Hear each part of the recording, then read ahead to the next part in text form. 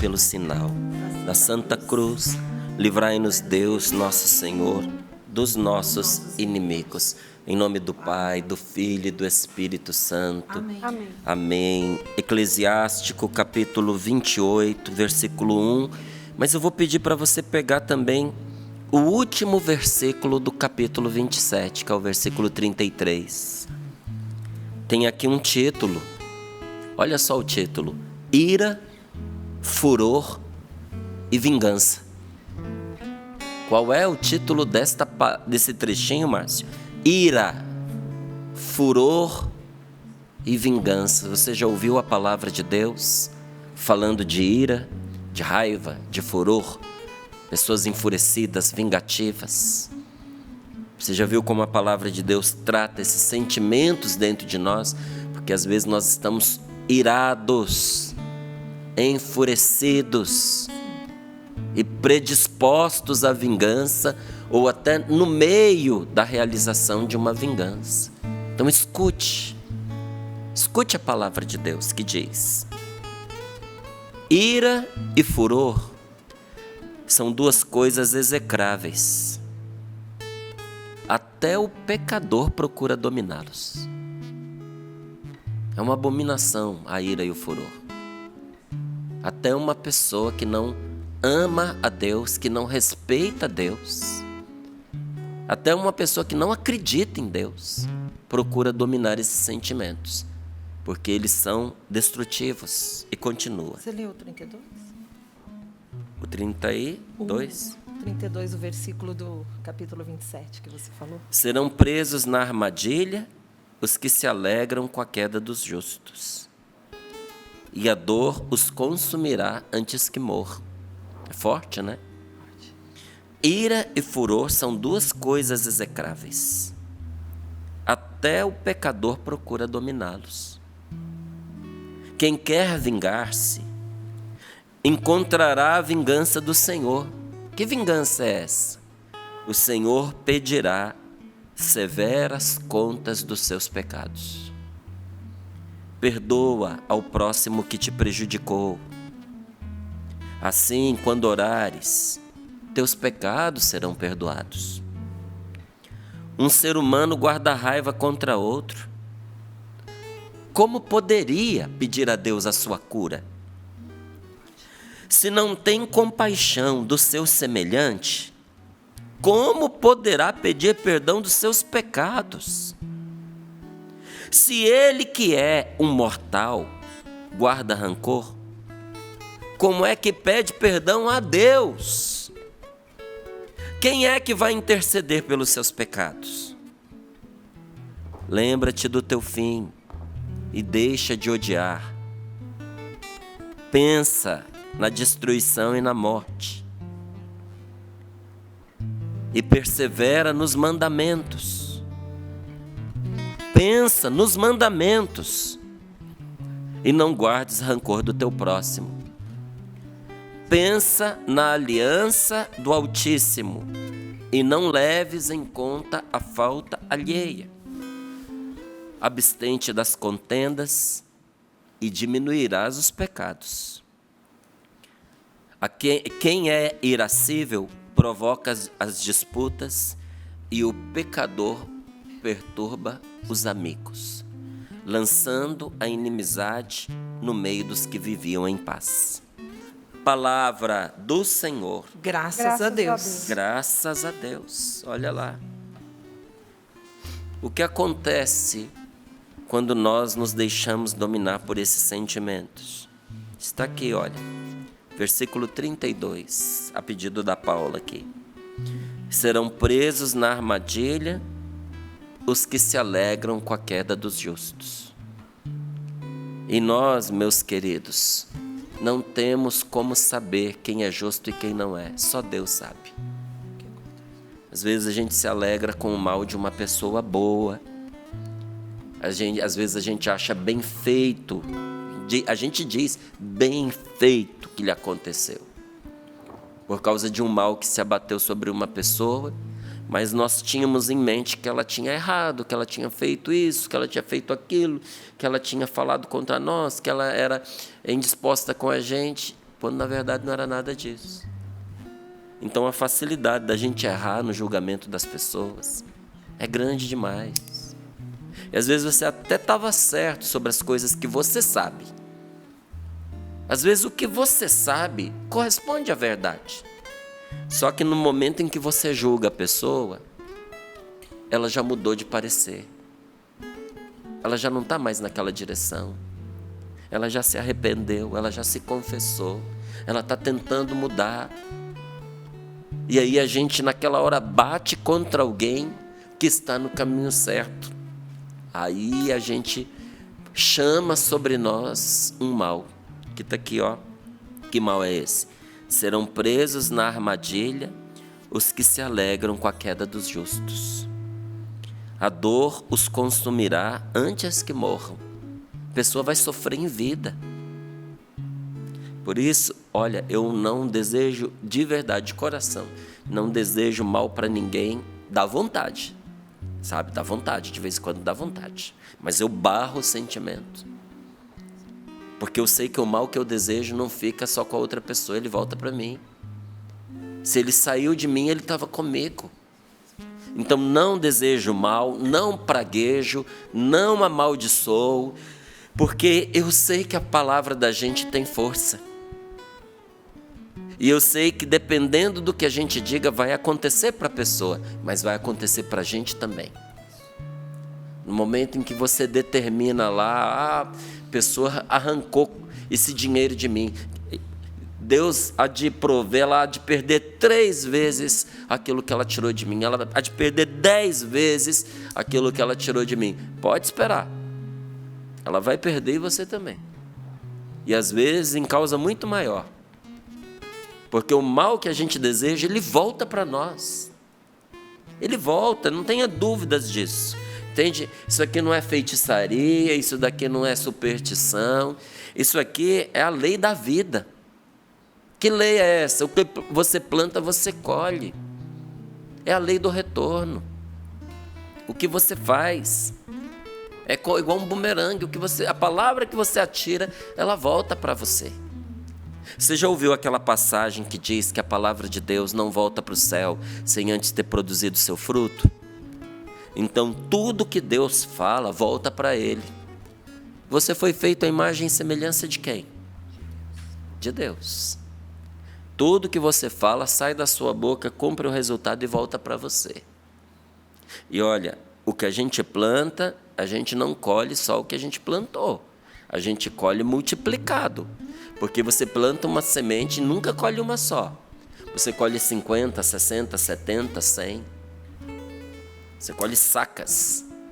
Dependendo da semente, você colhe sacas de uma semente, ou saca de uma semente que você plantou. Então, cuidado com o que você deixa sair de você. Cuidado, porque isso pode se transformar numa dor, num sofrimento na sua vida desnecessário. Por isso a palavra de Deus, ela nos avisa. Olha, ira e furor são 2 coisas execráveis. Até o pecador procura dominá-las. Quem quer se vingar, vai topar com a vingança de Deus. Que vingança é essa? A justiça. Você não pediu contas do seu irmão? Você não exigiu que ele pagasse pelo que ele fez? O que é justo? Que use para você a mesma medida que você usou para os outros. Porque a medida da justiça é aquela que a gente estabelece. Se para mim, justiça é cumprir a misericórdia, não, eu não quero que a pessoa simplesmente seja condenada. Eu quero a salvação de Deus na vida dela. Por isso eu perdoo, por isso eu ajudo, por isso eu acredito na mudança desta pessoa. Por isso eu vou fazer de tudo para que essa pessoa que agiu mal comigo, ou que está vivendo de forma ruim, ou que estragou o próprio coração e se tornou uma pessoa ruim, que ela mude, que ela tenha uma experiência que a transforme como eu tive. Essa vai ser a medida que vai ser usada para mim. Entendeu? Agora, se eu faço conta de um fio de cabelo que a outra pessoa tocou em mim, é essa a medida que será usada para mim, porque é justo. Prefira a misericórdia. Porque hoje chegou a hora dessa pessoa nas suas mãos, mas um dia vai chegar a sua hora nas mãos de Deus. E Deus é misericordioso, mas Ele é justo. Entende? Não tem como você deixar uma pessoa machucar, punir a outra, e você se laxa com ela e fazer de conta que isso não foi nada. Então, qual é a medida que você quer que seja usada para você? Que não seja a de o Senhor pedir contas severas dos seus pecados. Porque se Deus pedir contas severas dos meus pecados, eu não passo na prova. Estou reprovado. A minha confiança, te juro, é a misericórdia de Deus. Ah, então você vive de qualquer jeito? Vivo não. Eu vivo de acordo com a minha consciência. Procuro ser uma pessoa íntegra, procuro ajudar todo mundo, tento não ter dentro de mim nem pensamentos, nem sentimentos maus. Sabe, meu coração está orientado para o bem, mas eu tenho pecado. Quando eu vejo, eu já julguei a pessoa. Quando eu vejo, eu já falei demais, falei o que eu não devia. Quando eu vejo, eu já fui duro demais com alguém. Quando eu vejo, já foi. E olha, os pecados de agora, mas e os outros pecados que eu também já cometi? Numa época em que eu achava que eu tinha que fazer justiça com as minhas próprias mãos. Se Deus pedir contas severas dos meus pecados, já era para mim, já era.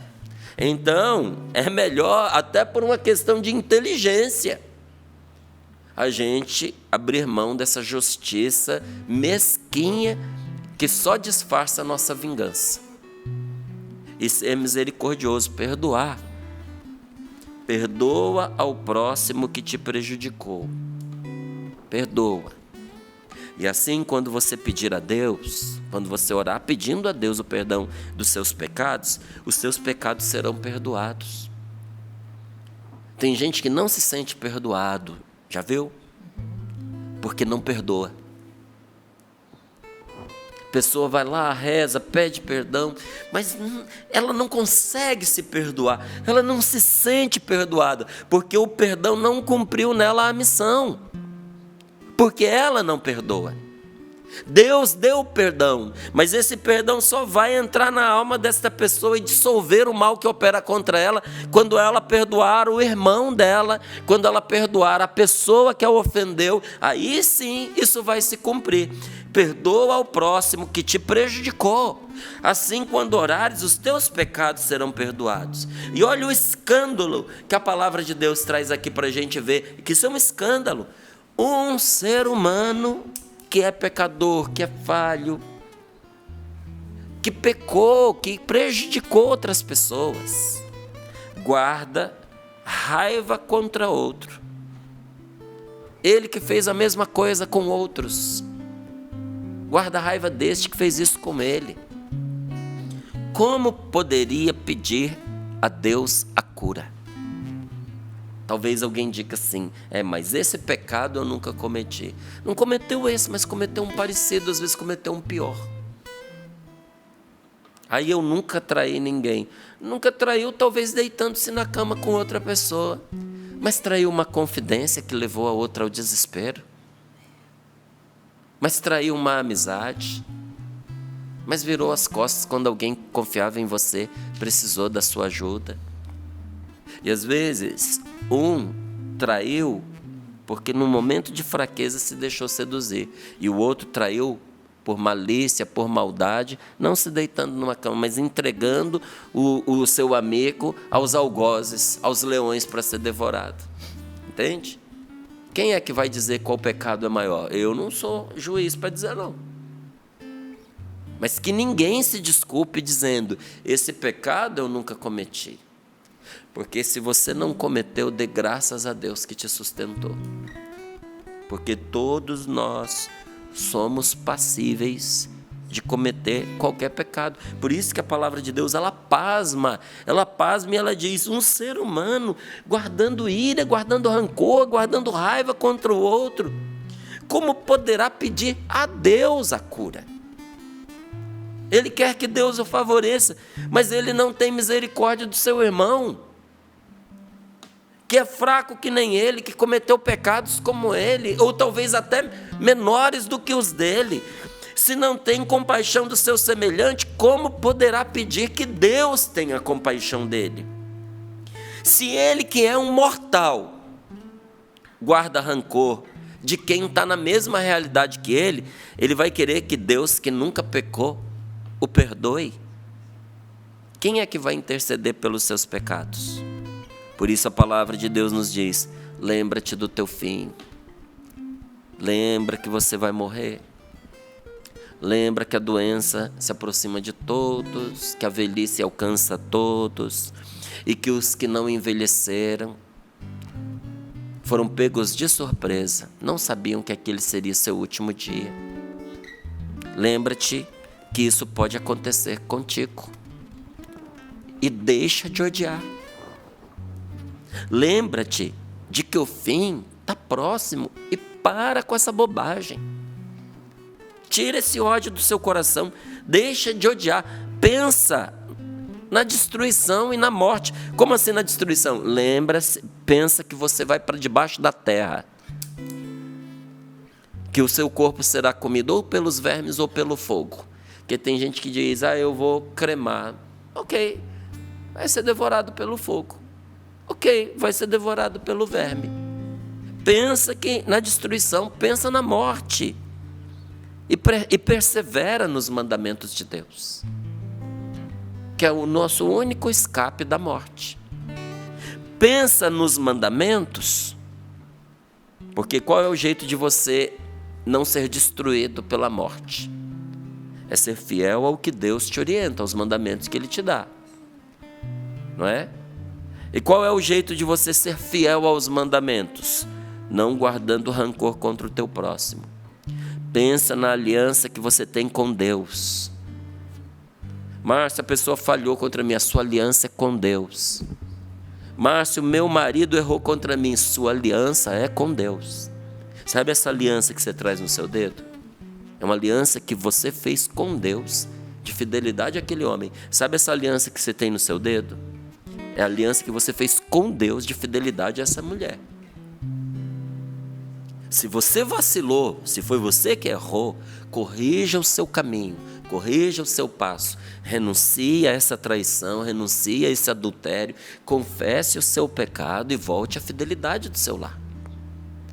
E se foi o seu cônjuge que errou, não entre na mentalidade deletável desse mundo, sabe?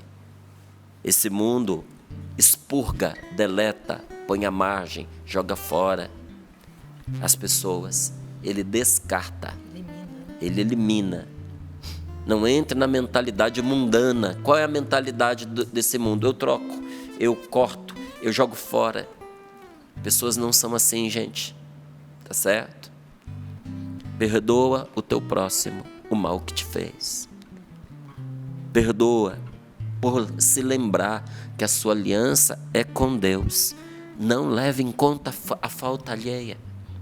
Olha quantas pessoas resgataram não só o seu esposo, a sua esposa, o seu amigo, a sua amiga, um ente querido, mas o teve numa outra dimensão de relacionamento que envolvia gratidão e até uma certa reverência. Por quê? Porque foi capaz de perdoar o erro que a pessoa cometeu. Será que esse erro não é a oportunidade da virada que virá com o perdão que você vai dar? Se você confia em Deus, se você rezou pedindo a Deus a mudança, confia que Deus vai agir nessa situação também.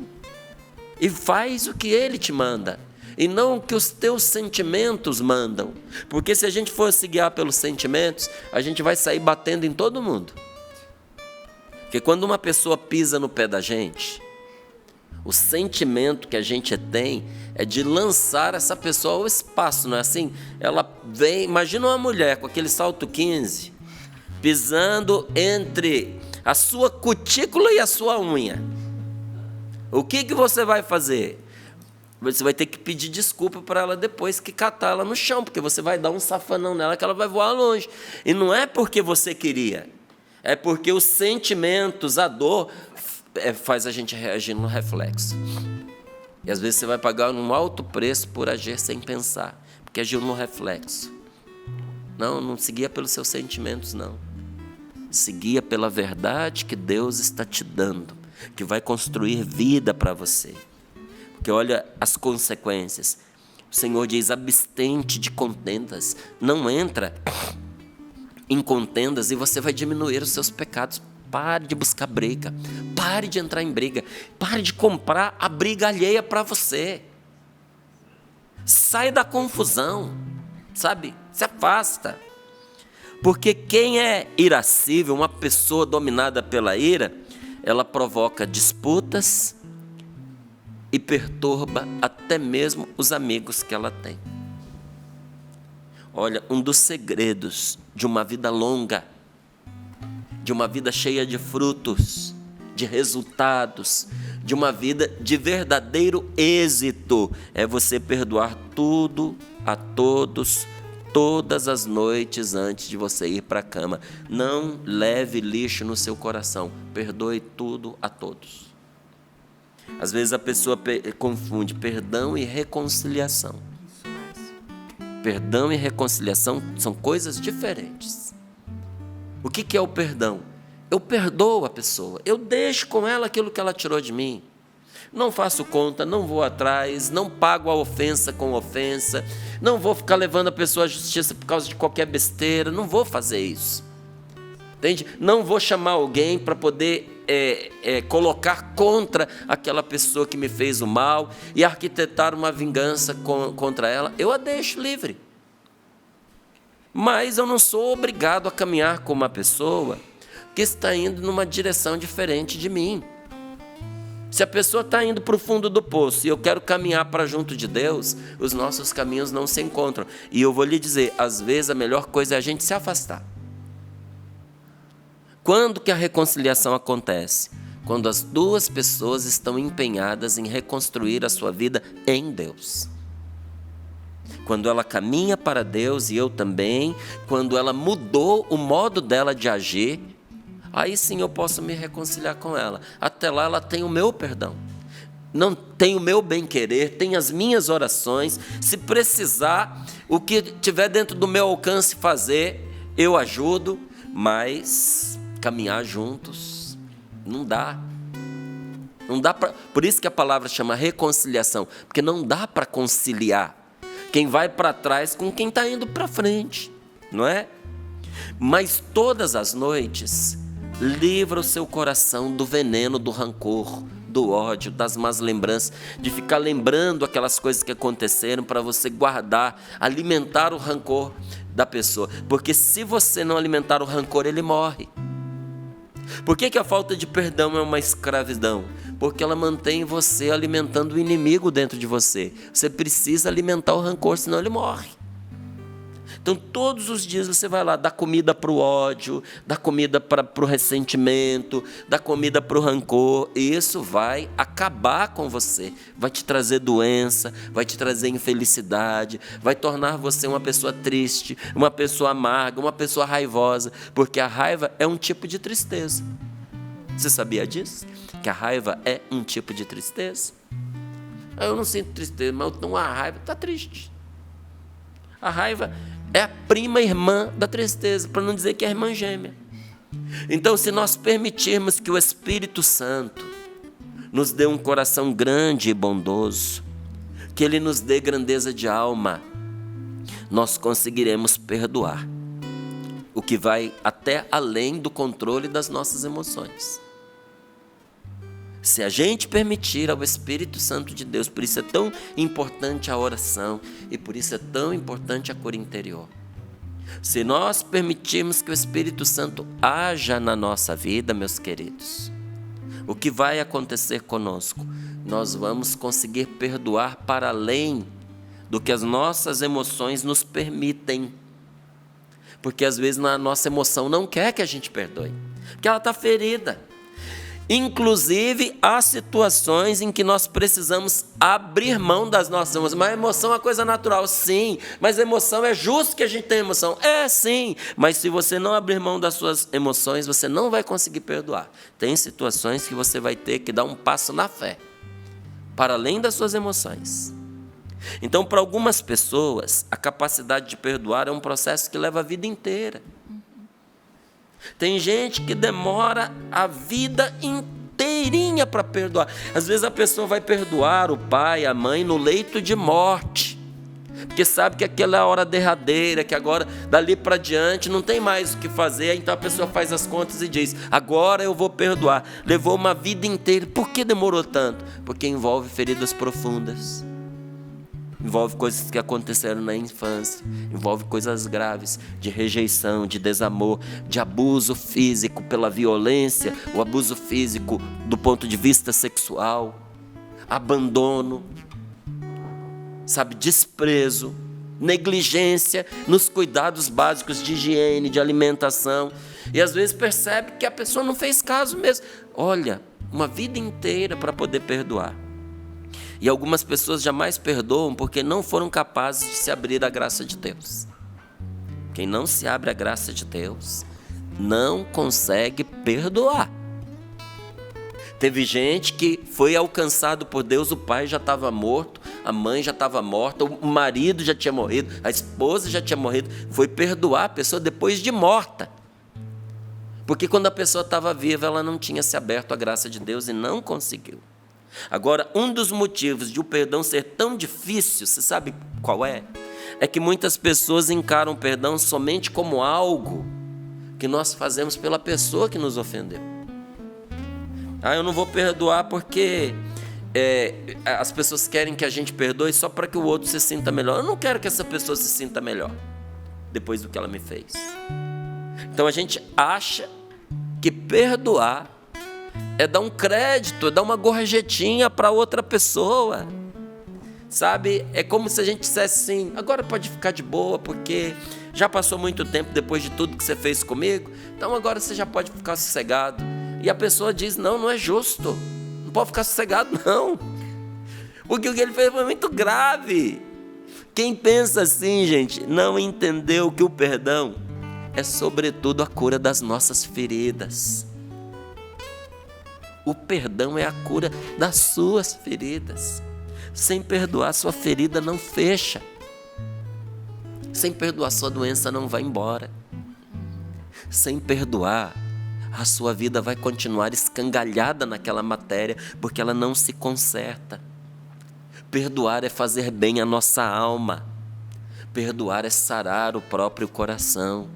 Então me permita perguntar a você: será que já não está na hora de você permitir que esta palavra se cumpra na sua vida e que o seu coração seja curado? Nós estamos no meio de um aprofundamento que está acontecendo, que é o aprofundamento, a verdade que liberta a família. Mas, há uns anos atrás, nós fizemos um aprofundamento sobre os dons carismáticos do Espírito Santo. Que aprofundamento maravilhoso, gente. Que aprofundamento único. E eu me lembro que a primeira pregação abrindo o aprofundamento, fui eu quem fiz a pregação. E eu falava sobre os obstáculos que nós enfrentamos na experiência dos dons. O que nos impede de experimentar os dons do Espírito Santo, os dons carismáticos. E eu tinha pegado aquela palavra que diz: imporão as mãos aos enfermos e eles ficarão curados. E eu tinha explicado minimamente que o que muita gente não via curas acontecerem porque elas não acreditavam, e porque não acreditavam não faziam. Elas não impunham as mãos, elas não oravam pelos enfermos e por isso eles não ficavam curados. E teve uma pessoa que estava acompanhando, uma mulher, que ela se sentiu tão provocada, que ela catou a irmã dela e foram no hospital rezar pelo cunhado que estava em coma. Você lembra, Paula? Em coma há um tempão, ele não voltava do coma. Ela disse: eu vou lá, nunca fiz, vou fazer, meu cunhado está em coma, ele não volta. Já pensavam em desligar os aparelhos dele.